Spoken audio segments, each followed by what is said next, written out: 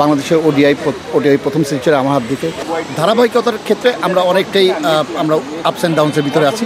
আমাদের সঙ্গে আছেন প্রথম ওয়ানডে সেঞ্চুরিয়ান মেহের হোসেন অপি। তবে ইন্টারেস্টিং ফ্যাক্ট হচ্ছে বাংলাদেশ টেস্ট ক্রিকেটে যে যাত্রাটা হয়েছে, ভারতের বিপক্ষে সেই ঐতিহাসিক প্রথম টেস্ট একাদশে একজন ওপেনার হিসেবে ছিলেন মেহের হোসেন অপি।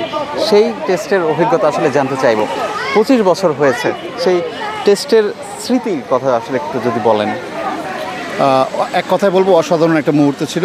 এবং টেস্ট ক্রিকেট খেলতে নামার আগে, তার আগের রাত্রি প্রতিটা খেলোয়াড়ই আমরা খুব উত্তেজিত ছিলাম যে কখন ম্যাচটি শুরু হবে এবং কোন একাদশে কে খেলবে, এটা নিয়ে খুব আমাদের ভিতরে উত্তেজনা কাজ করছিল।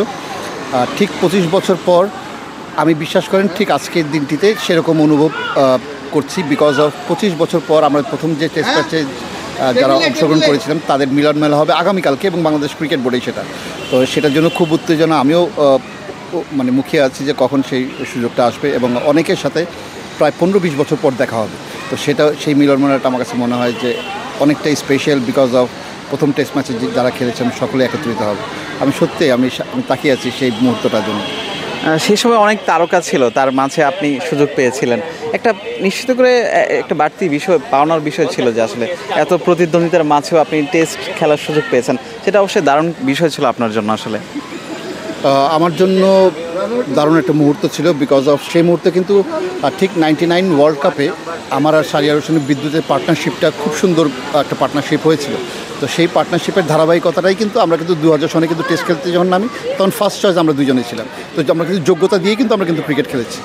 আর সেই টেস্ট ম্যাচে আমার কাছে মনে হয় যে অনেক কিছু স্মরণীয় আছে, বিকজ বাংলাদেশের ওডিআই প্রথম সেঞ্চুরি আমার হাত দিকে এবং আমি খুব মানে এক্সপেক্ট করছিলাম যে বাংলাদেশের টেস্ট ক্রিকেটের প্রথম রানটা আমার ব্যাট থেকেই হবে এবং কাঙ্ক্ষিত সেই স্বপ্নটিও পূরণ হয়েছে। বাংলাদেশের টেস্ট ক্রিকেটের প্রথম রানটাই কিন্তু আমার ব্যাট থেকে। এবং সেই ম্যাচে কিছু যদি দিকগুলো বলি মানে স্মরণীয় হয়ে থাকবে, সেটা এখনও আছে, আগামীতেও থাকবে। আমরা প্রথম ইনিংসে কিন্তু 450 রান ঊর্ধ্ব রান কিন্তু করতে পেরেছিলাম প্রথম ইনিংসে, যেটা আমাদের ব্যাটসম্যানদের জন্য বিরাট বড় একটা সাফল্য। দ্বিতীয় সাফল্য আমিনুল ইসলাম বুলবুলের 145 রানের ইনিংসটি কিন্তু আমরা কিন্তু প্রথম টেস্ট ম্যাচে কিন্তু বার্তা কিন্তু সারা ক্রিকেট বিশ্বে দিয়েছিলাম যে আমরা বাংলাদেশ ক্রিকেট এগিয়ে আসছি। পরের ইনিংসটি ছিল আবুল বাশার সুমনের 70 ঊর্ধ্ব রানের ইনিংস, সেটাও কিন্তু একটা বার্তা বহন করেছিল বহির্বিশ্বে ক্রিকেটে যে আমরা এগিয়ে আসছি। বোলিংয়ের আমার কাছে মনে হয় যে নাইমুর রহমান দুর্জয় অধিনায়ক ছিলেন, সেই টেস্ট ম্যাচে তার ছিল 5 উইকেট। তো এই সম্পূর্ণ চিত্রটাই আমার কাছে মনে হয় যে বাংলাদেশ ক্রিকেট এগিয়ে যাচ্ছে। টেস্ট ক্রিকেট থেকে শুরু সেটা কিন্তু আমরা 2000 সনে কিন্তু এই বার্তাটি কিন্তু আমরা বহন করেছিলাম। তো আমার কাছে মনে হয় যে সেটা বাংলাদেশ ক্রিকেটের জন্য বিরাট বড় একটা প্রাপ্তি ছিল। প্রথম টেস্ট ম্যাচে এতগুলো পাওয়া কিন্তু আমার কাছে মনে হয় যে অনেক দেশের ক্ষেত্রেও নেই, যেটা বাংলাদেশে হয়েছে।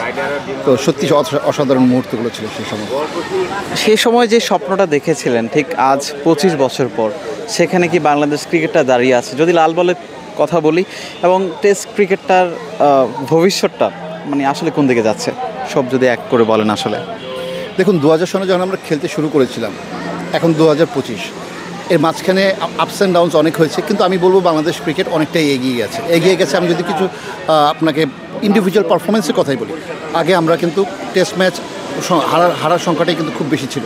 আমরা এখন শ্রীলঙ্কার মতো শক্তিশালী দলের বিপক্ষে 5 দিন লড়াই করে কিন্তু টেস্ট ম্যাচ কিন্তু ড্র করতে পারি। আমাদের সাফল্যগুলো যদি দেখেন, আমরা অস্ট্রেলিয়ার বিপক্ষে টেস্ট ম্যাচ জয়লাভ করেছি, আমরা সাউথ আফ্রিকার বিপক্ষে টেস্ট ম্যাচ জয়লাভ করেছি, সেটাও কিন্তু উন্নতির লক্ষণ। আমরা টেস্ট ক্রিকেটে আমাদের মুশফিকুর রহিম 3টা ডবল সেঞ্চুরি আছে, যদিও এটা ইন্ডিভিজুয়াল পারফরমেন্স, কিন্তু এটাও তো বার্তা বহন করে যে আমাদের বাংলাদেশ ক্রিকেটে এগিয়ে যাচ্ছে। আমাদের টেস্ট ক্রিকেটে আমরা যে এগিয়ে যাচ্ছি, এটা প্রতিফলন কিন্তু বলে যে এদের পারফরমেন্সগুলোই বলে আমরা এগিয়ে যাচ্ছি। আমরা যদি লাস্ট টেস্ট ম্যাচটার কথাই বলি, নাজমুল হাসান শান্ত পরপর 2 ইনিংসে 2টি সেঞ্চুরি, সেটাও কিন্তু বার্তা বহন করে আমাদের বাংলাদেশ ক্রিকেট এগিয়ে যাচ্ছে। তো টেস্ট ক্রিকেটে যে আমরা খুব বেশি পিছিয়ে আছি আমি সেটা বলবো না। হ্যাঁ, আপনি বলতে পারেন যে Australia, New Zealand, south Africa, England, India, আমরা এদের মতো শক্তিশালী টেস্ট দল এখনো হয়ে উঠতে পারিনি।